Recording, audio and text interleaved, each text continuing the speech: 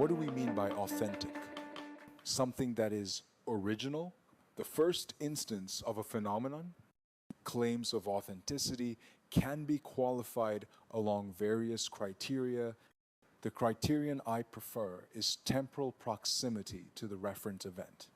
This means that the closer a record of an event is made to the actual occurrence of that event, the more authentic it will be.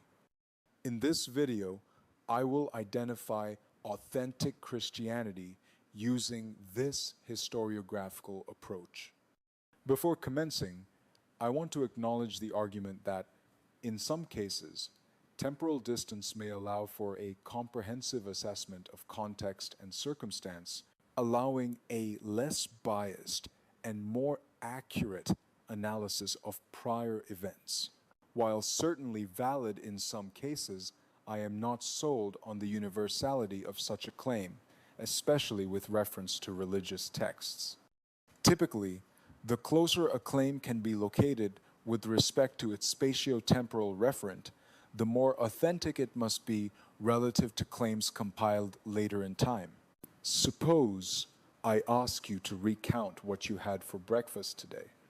Your recollection will typically be more accurate than if I asked you what you had for breakfast the week before.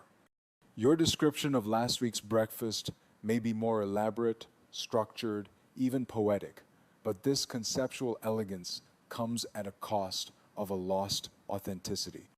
Breakfast, like the laws of relativity, can be attributed to changing material circumstances, such as the availability of healthy egg-producing hens or the political palatability of a geocentric universe. However, when discussing theological doctrines, we are dealing with seemingly divine or supra-rational sources that are effectively beyond temporality, beyond rationality, which is a feature of temporal limitations. On this level of discourse, it is document historicity which must take precedence over man-made refinements. For it is man, never God, who lies for personal gain. Later theological developments, no matter how logically coherent, are necessarily human interpretations latched onto earlier statements. To authentically identify the message of Jesus Christ, the earliest documentary evidence, irrespective of the intellectual or sentimental appeal of later elaborations, must take precedence.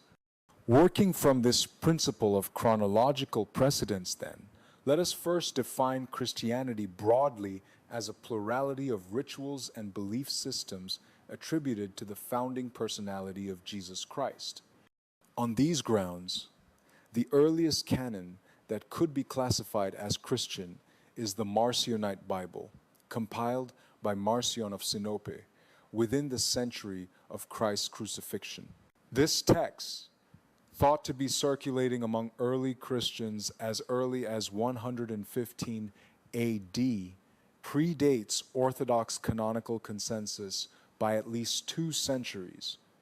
A copy of this text can be readily found on Amazon for those interested. There is at least one international movement attempting to revive Marcionite Christianity globally, showing increasing awareness of this view. Readers familiar with the New Testament will recognize several Pauline epistles in Marcion's text. These epistles have been demonstrated by the researcher Matthias Klinghardt to have provided the scriptural basis for the Church to construct the Gospel of Luke. Of note, though, is what is missing from the Marcionite text. Namely, no scripture from the Old Testament is included.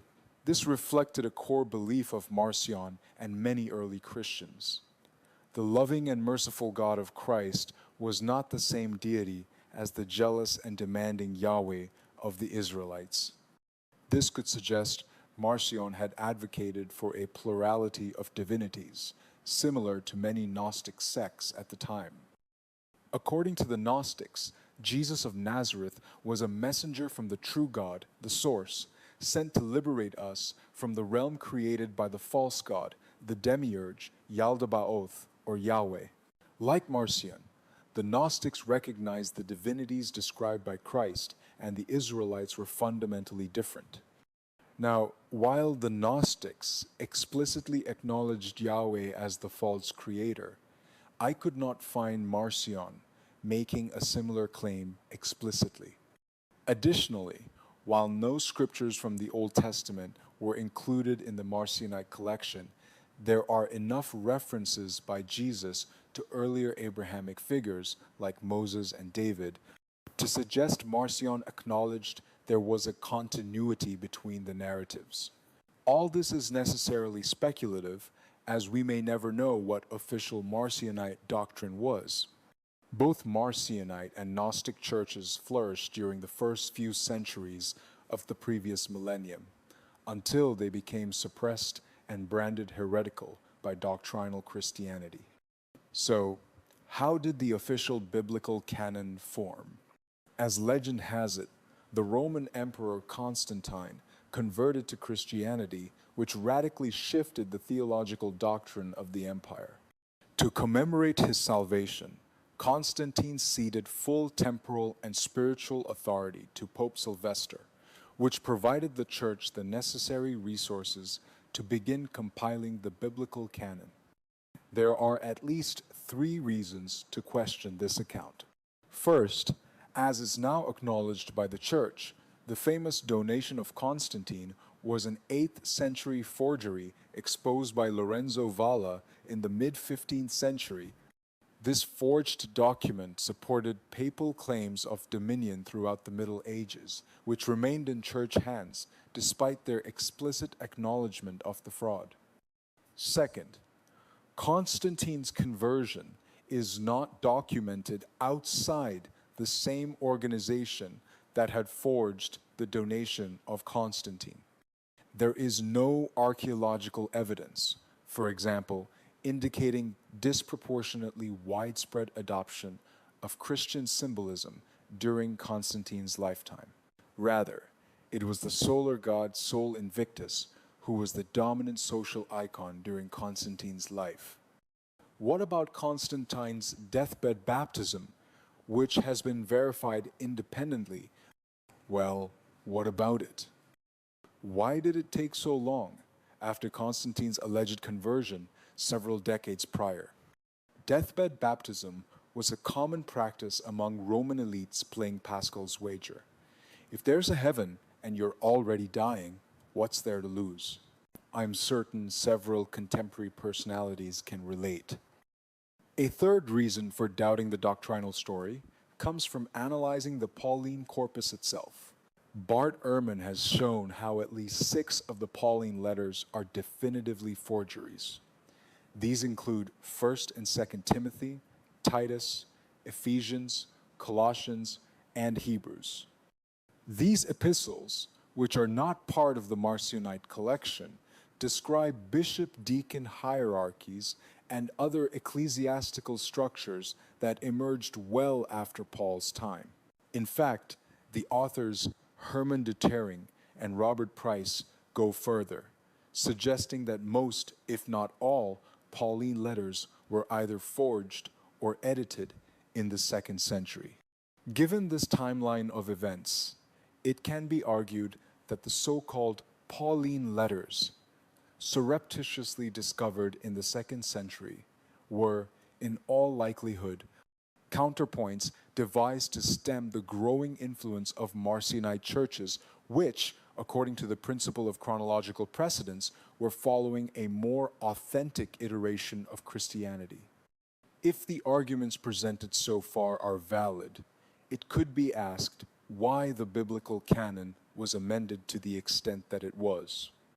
Several answers to this question have been proposed, ranging from the historical to the mystical.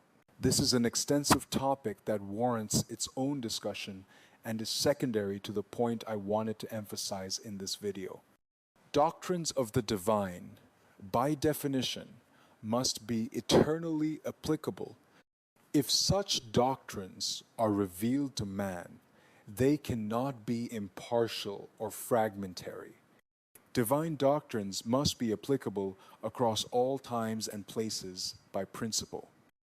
Jesus may have said that no man places a new garment on the old, but garments old and new share the same function of clothing the flesh. If one holds the doctrine of Christ to be divine, then those closest to Christ would have been privy to his original message. On these points, the canon of Marcion appears as the most authentic Christian tradition. Later, embellishments can only detract from this authenticity which man, in his infinite capacity to confabulate, is known only too well to propagate. Thank you for listening. I truly appreciate it. Until next time.